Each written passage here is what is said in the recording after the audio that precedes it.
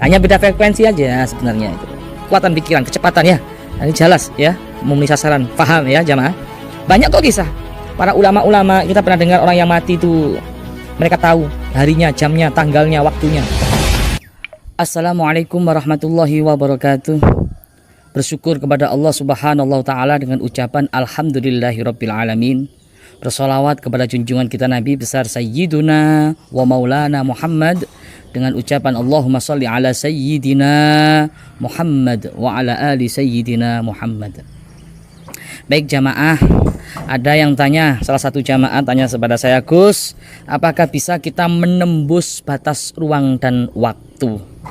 Namun sebelum itu kita niatkan ya, di pagi yang cerah ini kita niatkan ngaji dengan hati yang tulus, tanpa ada rasa gunjing, ghibah, haters ya, kritik, tapi niatkan ngaji. Kalau ada yang nggak paham bisa komen nanti di YouTube, insya Allah akan saya jawab dan akan direspon oleh admin. Dan saat ini kita pagi-pagi setelah sholat duha berada di lantai 3 Ponpes Thoriqul Jannah. Ini pagi-pagi yang hawanya sejuk, masya Allah, luar biasa.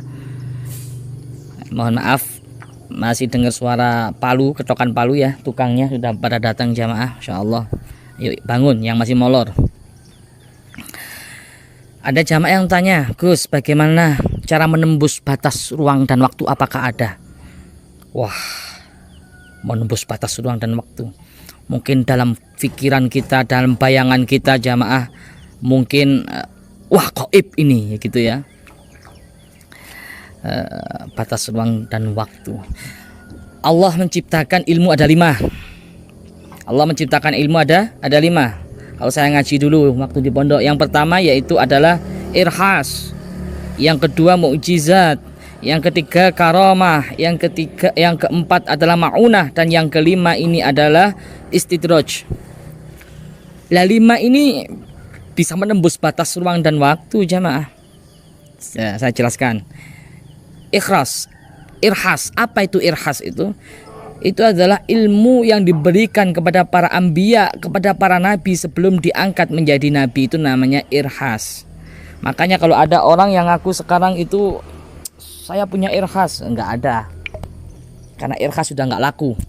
Irhas itu diturunkan dulu sebelum nabi diangkat menjadi nabi, para nabi. Sebelum diangkat menjadi nabi. Yang kedua adalah mukjizat. Mukjizat itu adalah ilmu yang dikaruniakan, yang dianugerahkan, yang diberikan kepada para nabi. Mukjizat ya. Makanya kalau ada orang yang ngaku saya punya mukjizat, tahayul itu ya, kan nggak ada sudah. Kalau ada nabi palsu itu yang ngaku nabi palsu. Singkat, yang ketiga yaitu adalah karomah. Karomah itu apa? Karomah itu diberikan kepada para wali min auliyaillah. Anugerah ilmu yang diberikan Allah kepada para wali min auliyaillah. Ala inna auliya Allah fala khaufun alaihim walahum yahzanun. Ala inna auliya Allah la khaufun alaihim walahum yahzanun.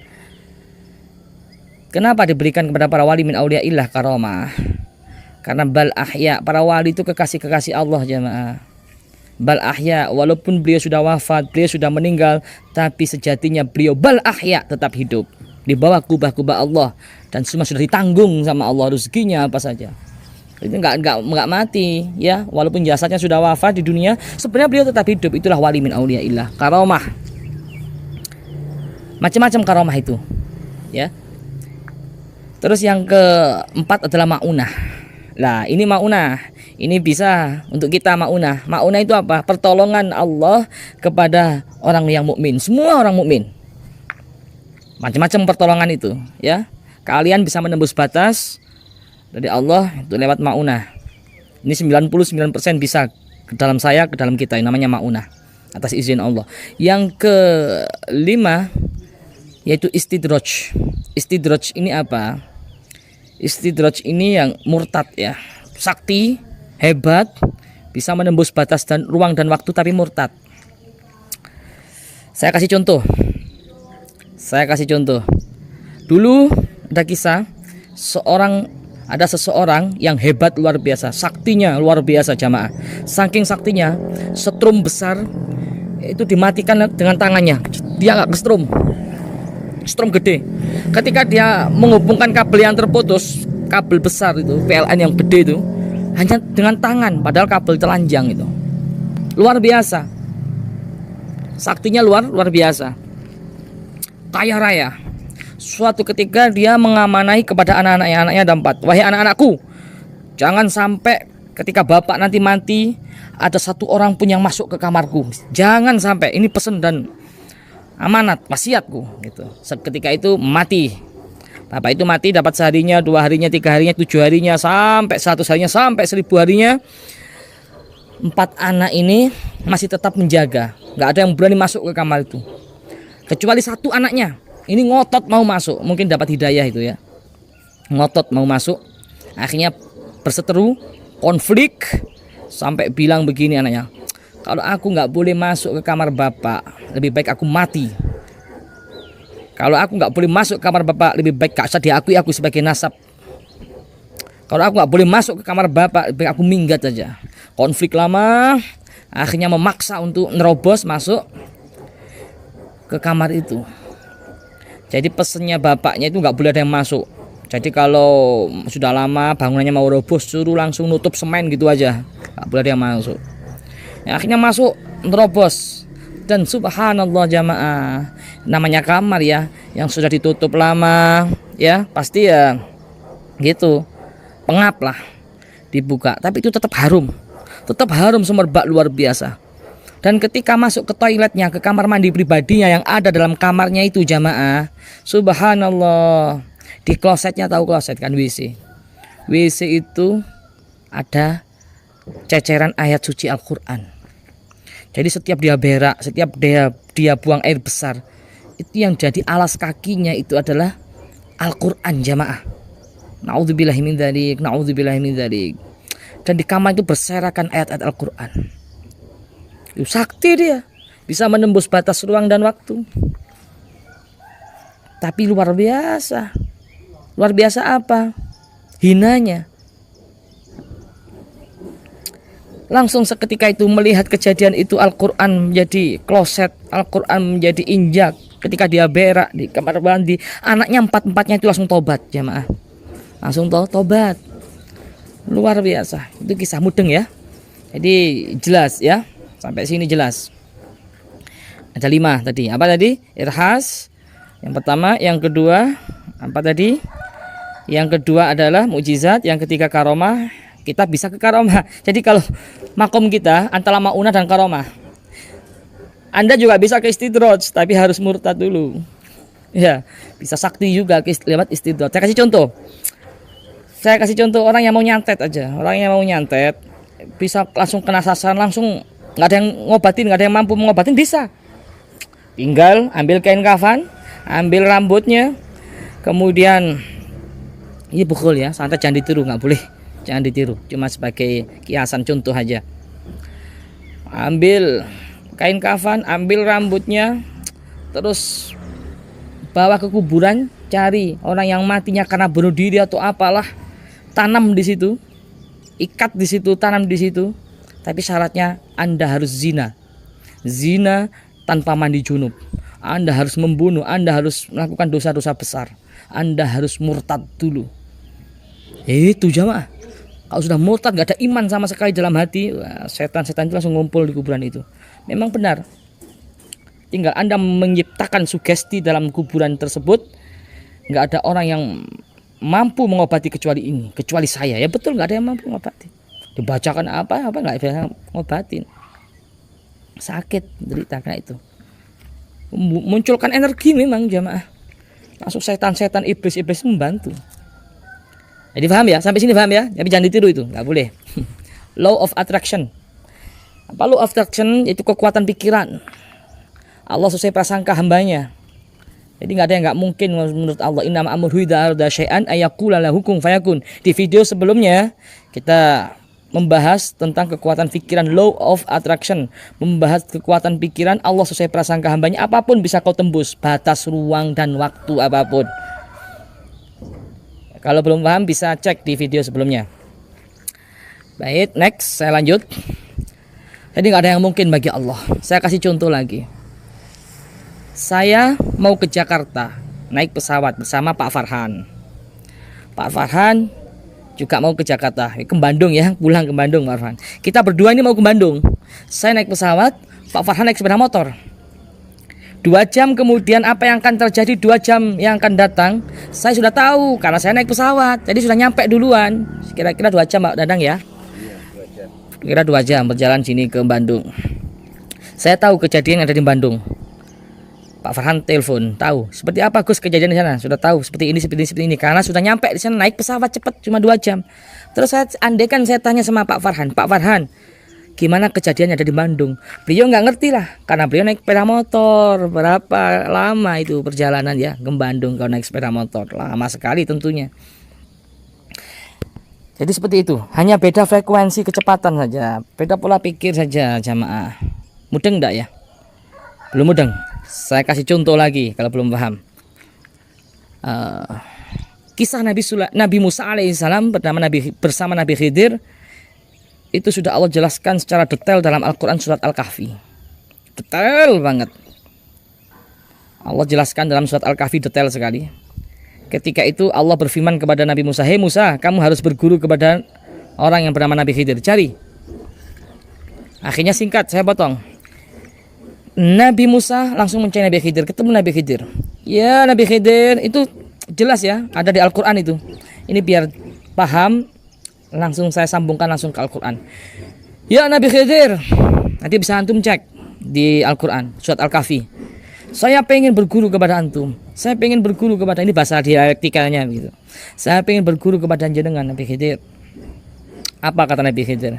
Hei Musa, kamu gak akan sanggup berguru kepada aku. Jadi muridku itu berat. Jadi yang berat itu bukan hanya rindu kata Dilannya, tapi juga jadi murid ini berat. Makanya kalau kita jadi murid, kita harus punya prinsip, jangan sampai ada setitik pun dalam hati kita itu suudzon kepada guru kita. Karena keberkahan ada dalam guru kita. Harus sabar. Nabi Musa, hei Musa, kata Nabi Khidir, kamu gak akan sanggup dan gak akan mampu jadi muridku.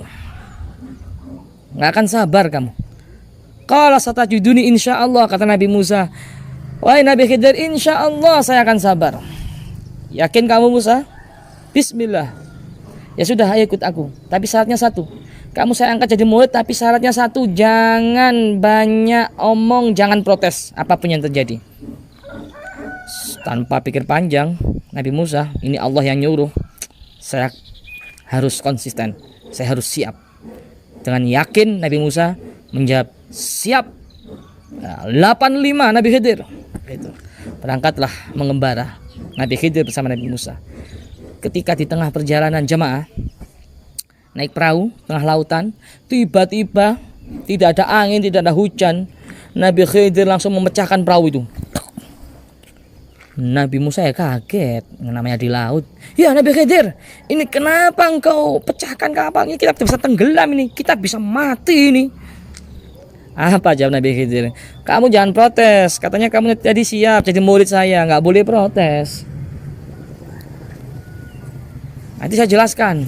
Duduk Nabi Musa. Terus melanjutkan perjalanan, ada anak kecil tiba-tiba dicekek itu oleh Nabi Khidir. Nabi Musa langsung melunjak itu. Ya Nabi Khidir, kamu ini gimana? Anak yang nggak berdosa, nggak salah, begini kenapa kamu bunuh? Apa kata Nabi Khidir? Ya Musa, kamu tadi sudah janji. Kamu sudah janji mau ikut saya apapun yang terjadi, nggak boleh protes.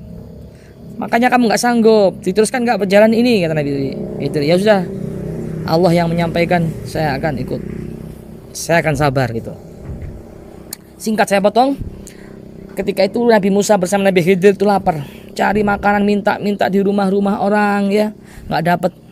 Suatu ketika Nabi Khidir itu bersama Nabi Musa berteduh, istirahat, sudah capek, lelah, lapar, haus, berteduh di rumah yang mau roboh ya kayak ini ya. Doakan jamaah ponpes ini cepat selesai. Nabi Khidir bersama Nabi Musa berteduh di bangunan yang mau roboh. Nabi Khidir berkata, ya Nabi Musa, ayo kita bangun ini, kita perbaiki rumah ini, kita renovasi gitu terahap. Apa kata Nabi Musa? Ya Allah, Nabi Khidir, kita ini lagi lapar, capek, lelah. Protes lagi kan Nabi Musa. Kamu nggak sanggup jadi muridku, nggak lulus kamu Nabi. Wahai Musa, nggak lulus kamu. Katanya kamu mau sabar. Kamu sudah protes terus 3 kali berturut-turut. Akan saya jelaskan. Kenapa perahu tadi saya lubangi, saya pecah. Karena di dermaga, karena di pelabuhan itu ada orang zalim yang biasanya menjara, merampas perahunya orang-orang yang lewat sini. Masa perahu kita dengan cuma-cuma kita berikan kepada orang zalim? Makanya saya lubangi, makanya saya pecah. Yang kedua, kenapa anak kecil tadi saya cekek sampai mati? Ini anak kecil nanti kalau dibiarkan hidup, kasihan orang tuanya. Orang tuanya dua-duanya sudah ahli surga. Nanti gara-gara anaknya ini durhaka, ya, zalim, nanti orang tuanya kasihan yang sudah masuk ke surga akan digeret anaknya ke neraka. Dan kasihan umat. Ini berbahaya ini, makanya saya cekek. Kamu nggak ngerti Musa. Yang ketiga, kenapa? Kamu capek, lelah, lapar, saya ajak merenovasi bangunan ini. Karena di dalam tanah yang ada di bangunan ini ada harta karun yang melimpah ruah. Kita bisa buat makan, ini harta untuk anak yatim. Kita bisa sedekah dan lain sebagainya. Singkat cerita, dari kisah Nabi Musa bersama Nabi Khidir dalam surat Al-Kahfi. Nanti antum cek dalam surat Al-Kahfi. Insya Allah paham sudah. Menembus batas ruang dan waktu jamaah. Kira-kira jelas ya. Menembus batas ruang dan waktu. Coba. Dengan santai. Terima dengan hati. Jangan pakai emosi. Ya. Yang gak suka-suka, haters jangan pakai emosi. Ya, makanya saya kasih contoh langsung dari Al-Quran. Anda bisa cek lewat surat Al-Kahfi. Saya kasih contoh sekali. Yang terakhir, ketika Anda mendengarkan pengumuman orang meninggal, inna lillahi wa inna ilaihi raji'un, gimana yang ada dalam bayangan kita? Takziah ya. Ketika Anda mendengarkan pengumuman tetangganya meninggal. Lah, ketika takziah saya kasih amalan. Udah gratis ini. Mudah-mudahan bisa menambah keyakinan dan iman kita kepada Allah Subhanahu wa taala. Ketika Anda mau takziah ke rumah orang yang meninggal, jamaah. Ketika buka pintu mau keluar dari rumah antum, dari rumah kalian, baca, tarik nafas. Ini namanya pernafasan diafragma. Kalau pernah ikut kanuragan pasti ngerti lah. Rahasia itu luar biasa. Jadi tarik nafas sekuat-kuatnya, pelan-pelan itu ya. Lewat hidung, mulut jangan sampai ada udara sedikit pun yang masuk ke mulut. Gitu. Tarik nafas lewat hidung sekuat-kuatnya. Kemudian tahan sekuat-kuatnya di rongga dada sini kan. Akan di sini sumbernya di rongga dada. Kemudian baca ya Allah ya Latif, ya Allah ya Latif, ya Allah ya Latif, ya Latif, ya Latif, ya Latif, ya Latif, ya Latif, ya Latif, ya Latif, sekuat kamu. Setelah itu lepaskan lewat mulut. Itu. Tiupkan ke tangan kita lewat mulut, usapkan ke mata kita. Baru menujulah takziahlah ke tempat orang yang sudah meninggal. Di dalam perjalanan baca ya Latif, ya Latif, ya Latif, ya Latif, ya Latif. Insya Allah 80%, 90% dah. Insya Allah kalian akan menyaksikan sesuatu yang belum pernah terjadi, sesuatu yang belum pernah kamu lihat lah. Ini pengalaman ya, ini apa yang pernah saya pelajari. Kalau kalian yang mati itu husnul khotimah akan mendengarkan kalimat qaddimuni, qaddimuni. Jangan kabur, nanti lari, jangan. Weh saudaraku, cepet kalau mandikan aku sudah nggak sabar, pengen ke surga, aku sudah nggak sabar melihat keindahan-keindahan yang dijanjikan Allah. Itu. Jangan kabur kalau dengar suara itu, nanti kabur. Kalau yang su'ul khotimah maka akan mendengarkan, weh saudaraku, mau dibawa kemana aku ingin hidup lagi, ingin tobat. Ya nggak gitu ya soalnya, mungkin lebih serem kayaknya ya. Dengan bahasa Arab. Hei jamaah, begitulah contoh-contoh, mungkin bisa dinalar ya. Bisa dinalar. tergantung sejauh mana kedekatan kamu sama Allah dan law of attraction, kekuatan tarik menarik kamu, pikiran kamu. Disitulah Allah akan mengabulkan apa yang kita inginkan. Jadi tak terbatas oleh ruang dan waktu jamaah. Tak terbatas oleh ruang dan waktu. Tembuslah dimensi apapun, tembuslah. Selagi tidak keluar dari syariat, maka Allah akan kabulkan. Kalau belum paham dengan kalimat saya, silahkan dicek video sebelumnya tentang law of attraction. Dan kalau belum jelas tentang ini, tema ini, ya kalau kita membahas tentang menembus batas ruang dan waktu, pasti yang ada dalam pikiran kita tuh goib ya. Hanya beda dimensi. Yang tadi saya sampaikan itu ya, Pak Farhan sama saya berangkat ke Bandung. Saya naik pesawat, Pak Farhan naik sepeda motor. Hanya beda frekuensi aja sebenarnya itu. Kekuatan pikiran, kecepatan ya. Ini jelas ya, memenuhi sasaran, paham ya jamaah. Banyak kok kisah. Para ulama-ulama, kita pernah dengar orang yang mati itu mereka tahu harinya, jamnya, tanggalnya, waktunya.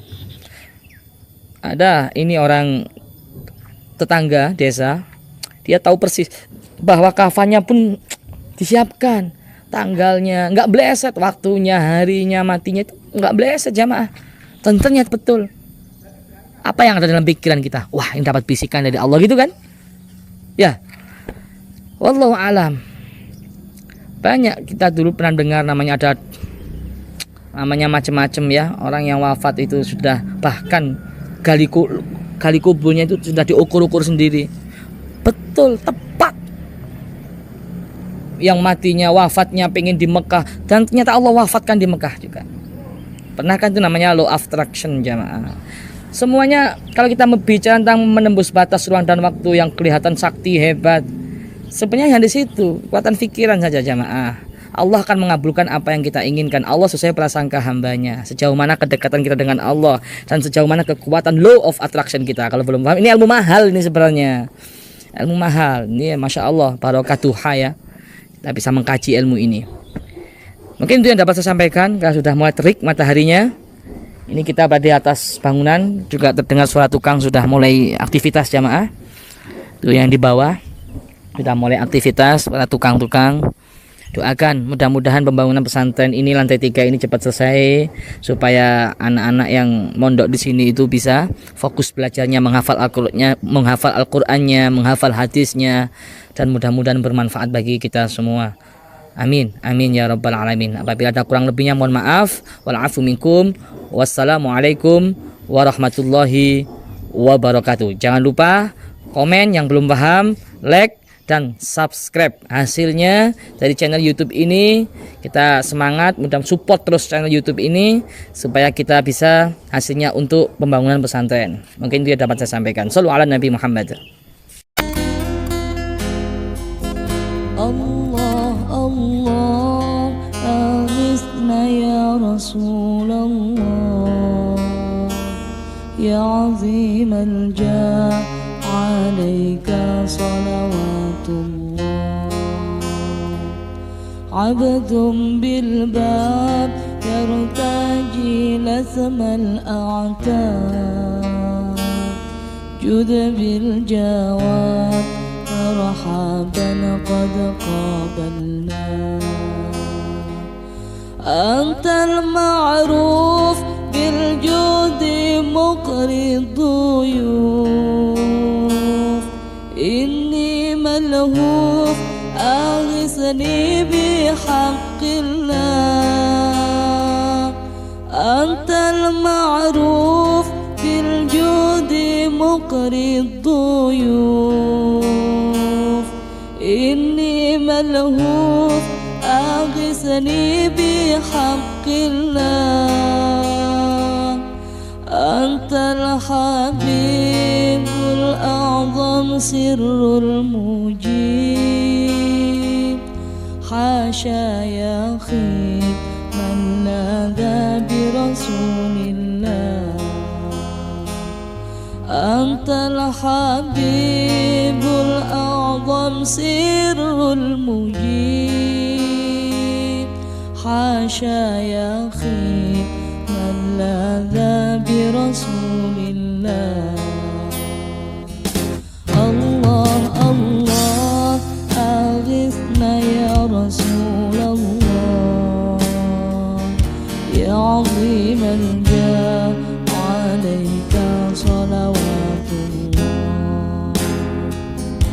عبد بالباب يرتجي لسم الأعتاب يدبي الجواب مرحبا قد قابلنا أنت المعروف بالجود مقري الضيوف إني ملهوف أغثني بحق الله الله أغثنا يا رسول الله يا عظيم الجاه عليك صلوات الله عبد بالباب يرتجي لثم الأعتاب جد بالجواب مرحبا قد قابلنا أنت المعروف بالجود مقري الضيوف إني ملهوف أغثني بحق الله